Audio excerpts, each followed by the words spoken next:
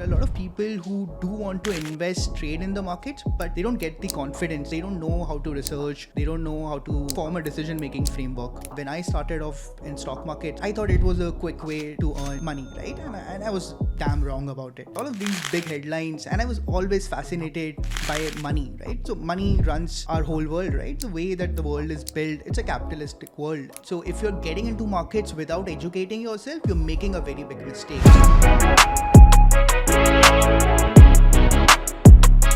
Hello everyone and welcome to another episode of House of Equentis podcast. So today we have Mohit with us, who apparently is one of the youngest CEOs that I have met till date. Mohit is the CEO and co-founder of Stratzy, a very interesting platform which is helping investors participate in the stock market. And I'll let Mohit introduce himself.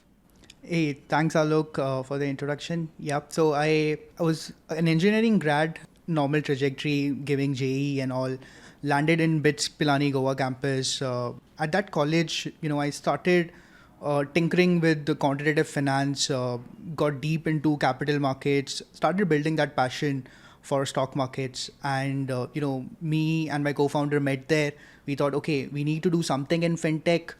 We started, building products, started with few ideas, pivoted, build different products, and, did a lot of experimentation. And then we started off Stratzy as a product to help investors and traders in the market. So what's your vision of Stratzy, Mohit? How do you imagine it to be in the next 5 years maybe? What is your inspiration? So, the inspiration is sort of from our own journey, right? So during college, there was this club called the Wall Street Club where we used to teach our juniors about stock markets, capital markets. And during that time, I figured that, there are a lot of people who do want to invest, trade in the markets, but, they don't get the confidence. They don't know how to research. They don't know how to sort of, form a decision-making framework. And during those days, we realized there's a need for this platform, which keeps research at the center of the product, right?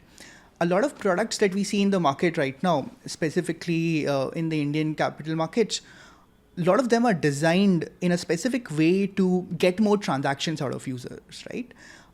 Get more engagement, make people do decisions that they'll regret later, right? And we realize there's a need for a platform which keeps, the needs of the user at the center.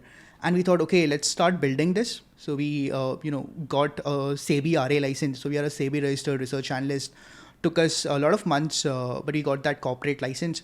And then we started, forming quantitative models, building a team in-house, and just giving research services to people initially, right? And then soon we realized that, in a product, if you look at the products right now in the fintech space, most of them are driven on FOMO engagement, driven by charts and all of those things. And we have been a part of that journey. When I started off in stock markets back in college, I thought it was a quick way to earn money, right? And I was damn wrong about it. I lost a lot of money, figured out that, there are better ways to do investing and trading. And we wanted to give the same guidance, the same sort of experience to the Indian customers. And we thought, okay, let's, start building there. So the vision overall is to, help people succeed in the market. That's our goal. Our vision is that, we can just help people succeed with their money. So a good piece of advice for everyone coming straight from Mohit, who's apparently an early investor in his early years, in the market, and he's burned his fingers. He's actually ratifying the fact that quick buck, while it sounds inviting, it's equally dangerous. So yeah. A quick piece of advice: beware, ensure that you do proper research before investing. That's a good one, Mohit. What initially actually drew you to the fintech industry? What was so fascinating? Why only fintech? Why not maybe something else? Correct. No, that's a great question, right? I might not know the exact answer to it, but I think it goes way back when I was maybe, in my school days, right? I was looking at papers, reading all these big headlines that, investors lost 10,000 crore, they made 20,000 crore, all of these big headlines. And I was always fascinated by money, right? So money runs our whole world, right? The way that the world is built, it's a capitalistic world, and you need money to survive. You need to grow your money to make sure you're not losing to inflation, right? You have to make sure that money is working for you. So I think that stuck with me. And meanwhile, I was having this engineering journey. But during college, I figured, okay, if most of the money is in fintech, why not build there?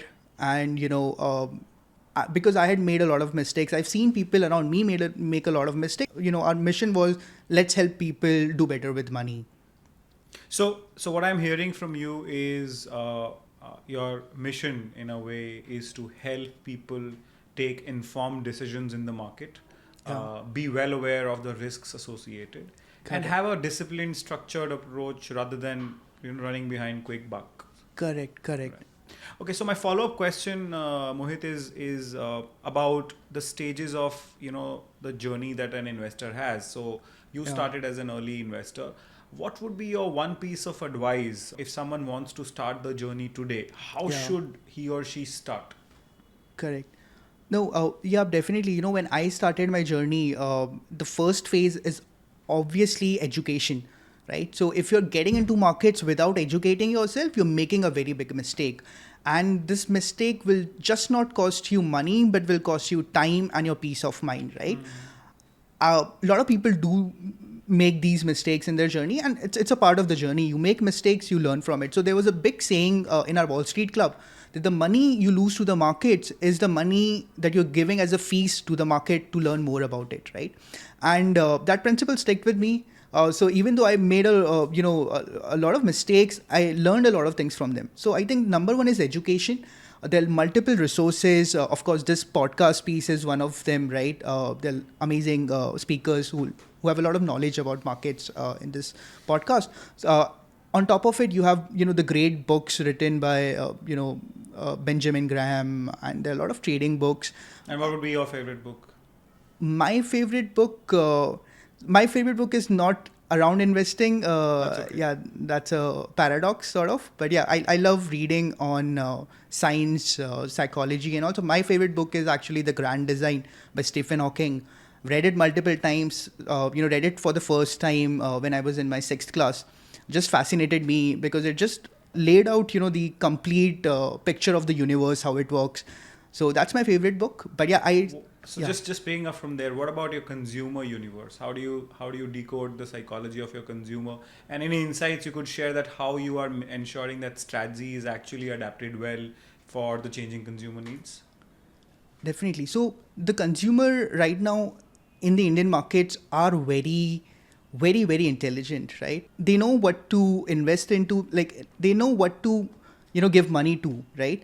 And they are very price sensitive, right? So they need value. So there's, I think I read it somewhere that Indian customers are the most value sensitive. Conscious, absolutely, They are the most value Yes. conscious, right? You need to make, we get dhania free for our 1 kilo potato. Ask me, I come from yeah. retail. So yes, so that dhania mirchi is actually the sweetener. Until unless Correct. you've got that from the sabzi wala, you've actually not made the deal. Correct. So our GDP per capita is not that high that people have a lot of extra money to spend on third world problems, right? You need to give value to the customer. So that's one, right? The other insight that we have is that these customers they also need education, right?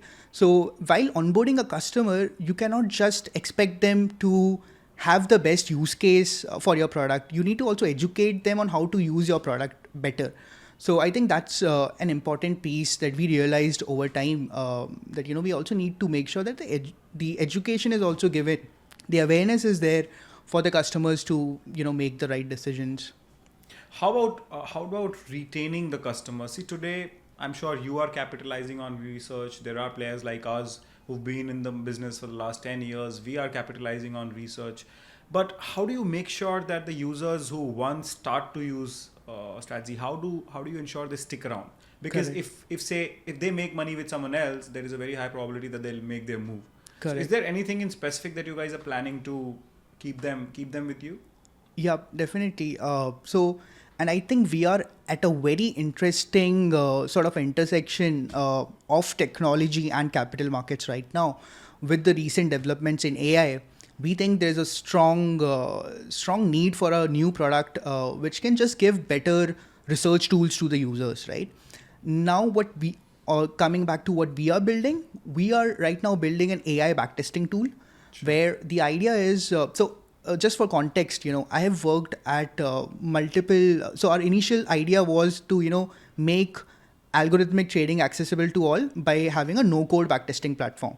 And then I went on to even intern at Mudrex, which is a Y Combinator backed startup, which was doing at that time was making backtesting tools on crypto markets, right? So again, a no-code backtesting tool.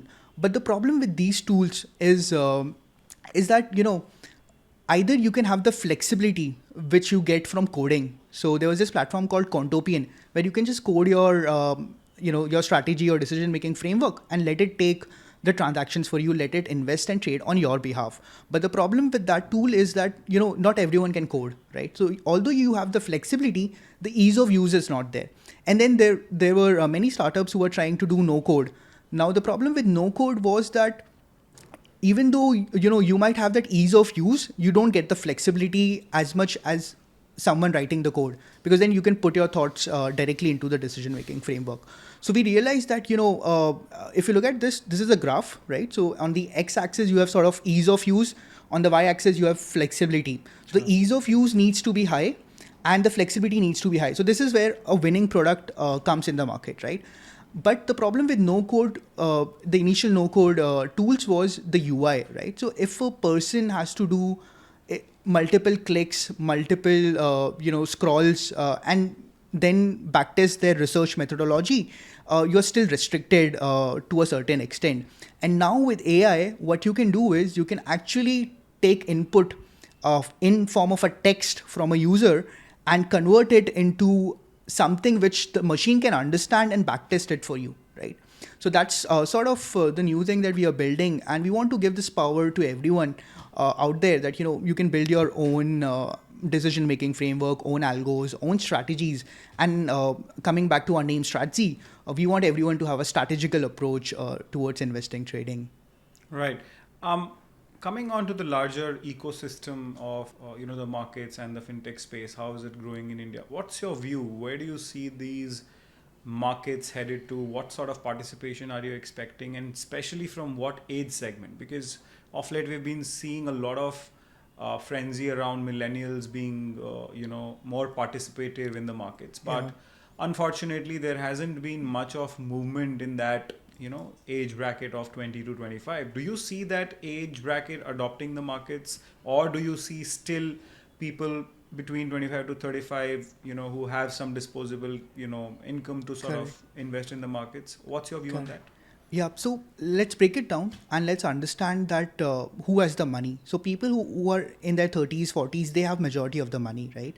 If you look at the DP size of brokers with age, where the customer is above the age of 30, majority of the money is there, right? So of course, it'll attract the best advisors, the best research towards them, right? Everyone wants to service them because they have the money, and if someone has the money, you can make money off them, right? But on the other end, if you look at the young category, they are growing very fast. India has one of the largest percentage population of young generation, right? So we are a very important country in terms of young workforce coming into even the global scenario, right? So that's very important. The problem here is about education and awareness, right? So we need better education and better awareness for these new age investors, traders coming into the market, so they can take better decisions. And the penetration in India is still very low. If you look at the demat penetration, sub 10% right now. In developed markets, you have much higher participation. So this participation will definitely increase. There'll be more people coming in, and because we are a young country, young people will lead the front. But of course, it'll take some time for them to build that AUM, build that capital. Once they have their income increasing, having that disposable income, they'll deploy more into the markets. But yeah, that's the way we are looking at things right now. What considerations do you take into account while evaluating any additional feature that you want to add to your Stratzy app, or how do you go about that product uplift or a product addition or maybe a feature addition? Yeah. Is there some sort of consumer inciting methodology do you have, or is it more inside out, like Stratzy, we at Stratzy feel that okay, we should be adding this and hence we go about it? Correct. So there are a couple of ways to look at this, and I listened this on Lex Fridman podcast. The founder of Perplexity AI, Aravind Srinivas, was there, and he was talking about how there was this tool, a note-making tool, and they had their own core users, right? And they were so focused on their core users that they kept building for just for them, right? Now that might seem theoretically right? You're building for your core users, you're filling all of their needs, but what ended up happening was these users, the product, sort of morphed into such a product that only their core users could understand it, and no new addition of users could come into the product, right? And that eventually didn't work out well for the company. So I think definitely use a lot of times users don't even know what they want, right? They might ask things because they think they need it, right? But it's definitely might not be right for you. And as a product, you also need to keep adding new things to your main product, new features, so that you can expand the use case, right? So from that lens, I strongly believe in that quote that if you would have asked people what they want, they would have said faster horses, right? And no one would have imagined about cars. So I think it takes a certain person, a certain team, a certain vision to break out of the norm thinking and come up with a product which can actually provide much more value to the customer, right? And that's sort of the way that we look at it. Now coming to the decision making framework, how do we decide which product to launch? How do we decide how to develop it? Of course, there's no single answer to that. There are multiple things that you need to look at. One is the ease of development, the ease of testing it, right? So if I build a very complex product and I spend 1 year researching and just developing it, and the time to market is so high, and if the product doesn't work out, it might not be the best use of my time and energy, right? So we try to test the waters, just take a dip in, understand, okay, what exactly is the user want, by releasing a small or like a very MVP kind of a product, which we can just get feedback from the users on, test it out. And then the main factor that we look at is, are people ready to pay for this, right? Indian consumers love freebies, right? And there are a lot of products. Everybody loves freebies. Everybody loves freebies. Even the Americans. Yeah. Even the Americans. You can keep giving freebies to your users, but they won't stick with you as soon as you start charging them. So if people or the consumers are ready to put the money, give you money for what you're providing, I think that's valuable because they are paying their money for it. So definitely you also need to test if people are ready to pay for it. I'm sure that sort of value addition has to be upfront, right? I mean, if Stratzy is ensuring that the research that they provide is best in class, there's a hand-holding experience, and of course there is a support system. I'm sure that will help them retain consumers. So now my question is an extension of that. You are a complete DIY platform, right? You do not have a support team. You do not have someone who handholds. What's your view on future of Stratzy? Will it also have a personalized touch? Will it also have human support system, or it will always be a DIY platform wherein someone is expected to come, take some action, and hence, keep subscribing back to you again? Correct. So we do have a support function in the organization, but that support function doesn't give personalized advice, right? So we are a SEBI registered research analyst that allows us to sort of give research services, but it's generic, right? We are not an RIA. So an RIA in the Indian markets can give you personalized advice. They can do your risk profiling, understand your needs, and then give you a personalized advice. Our sort of product is more generic, right? So we have general research, we have all these research tools, we have algos, signals, all of that. And the user has to decide what they want, right? Our support comes in to help user understand, coming back to the initial point that I was talking about, education, right? Sure. So educating the user, how do you maximize the output out of our app, out of the Stratzy app, right? That's where the support comes in. Now, coming back to, will we have a personalized way?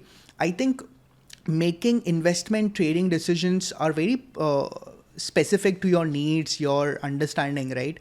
So while we may not give you a very personalized investment advice, we make sure you have a personalized experience through our app, right?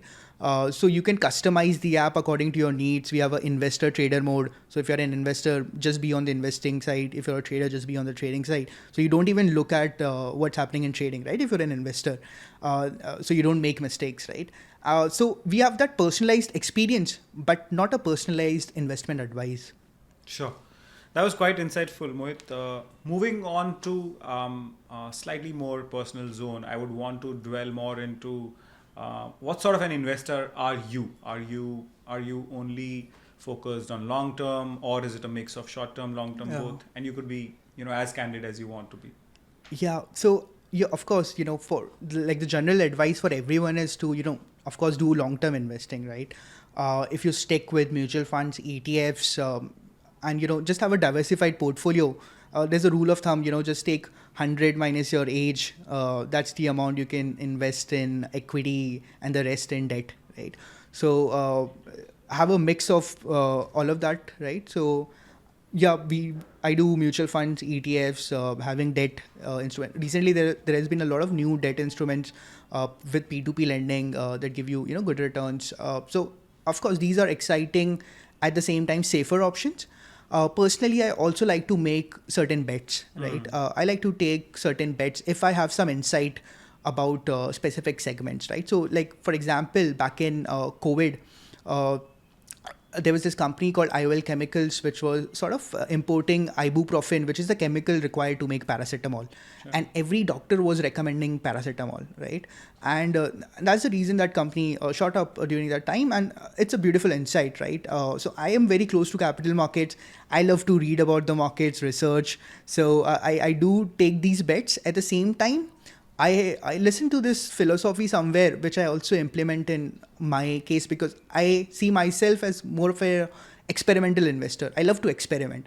I might lose money on it, but I love to experiment. But what I'm hearing also, Mohit, is that these are all informed sort of decisions. Yeah. These are not hearsay, or you won't believe any tip or any random suggestion or advice that you get. Correct. You would ensure that you do your proper research. You have ensured that, okay, you will check the facts. If you are taking a call on, say, XYZ, Correct. that XYZ would be supported by a lot of data per se.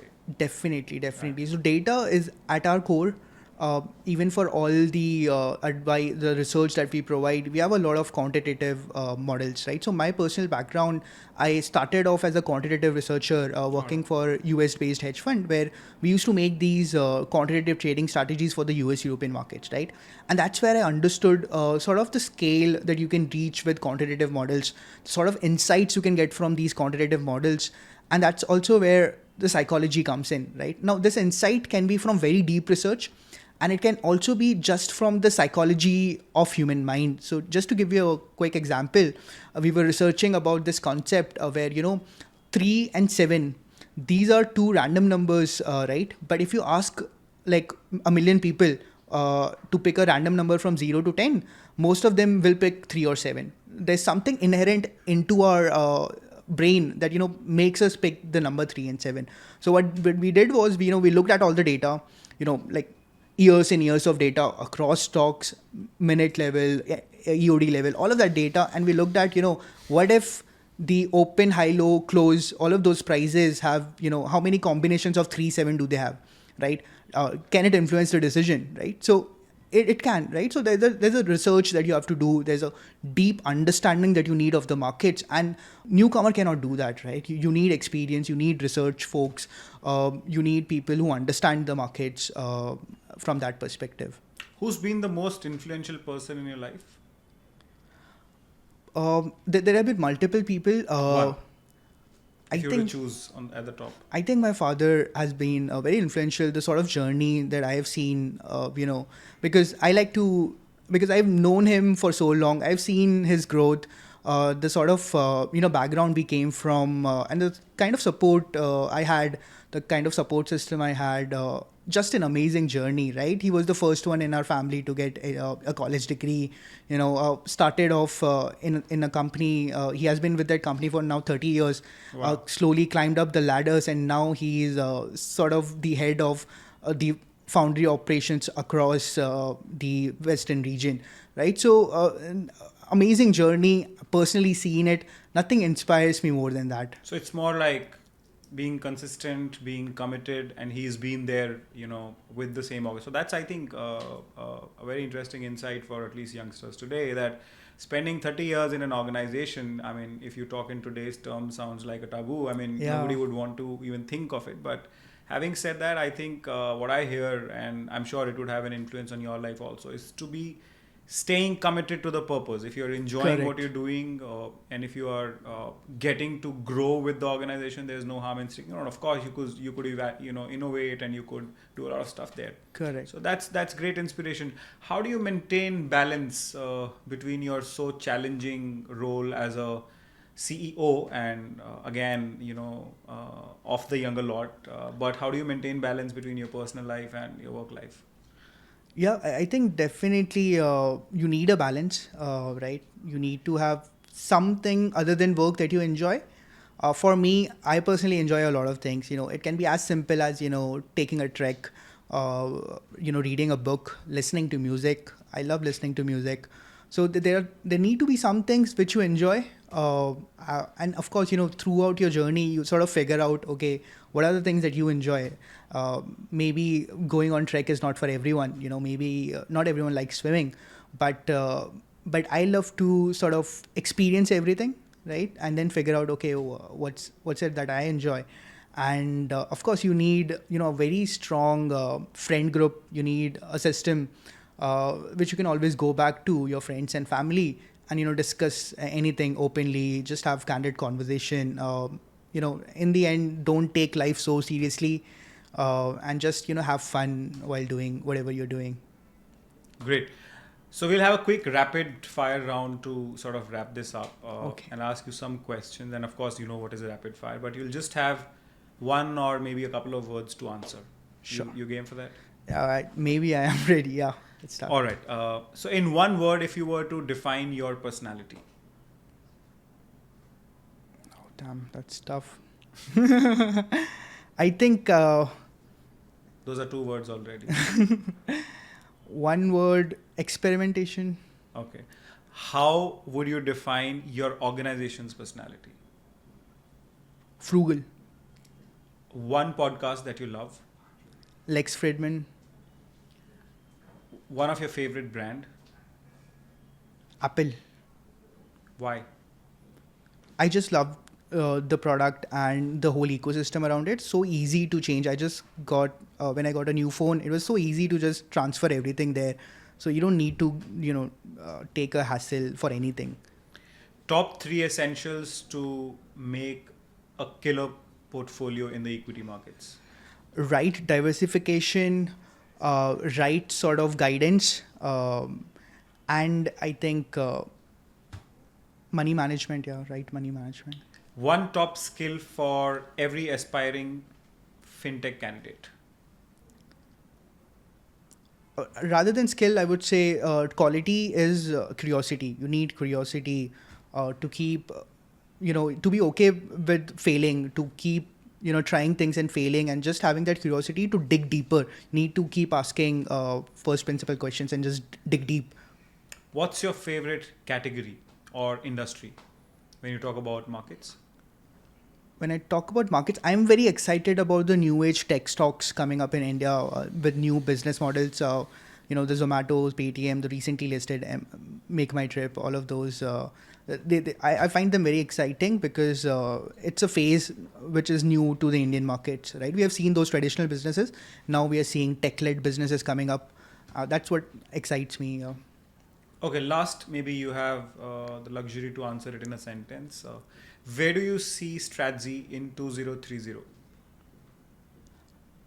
We see us as a important part of a user's research journey in the stock markets. Great. I think that was pretty insightful, Mohit. So I'm sure you are a great inspiration to a lot of young aspirants who want to, experiment and do big stuff in life. And all congratulations to you and your team. I think you've set the bar high for a lot of youngsters who really want to think out of the box. In the same breath, be grounded. Also ensure that consumer is at the center of it whenever they are building any product. So I think on that note, we'll call it a day for this episode of House of Equentis. Yeah, thank you so much, Alok, for having me.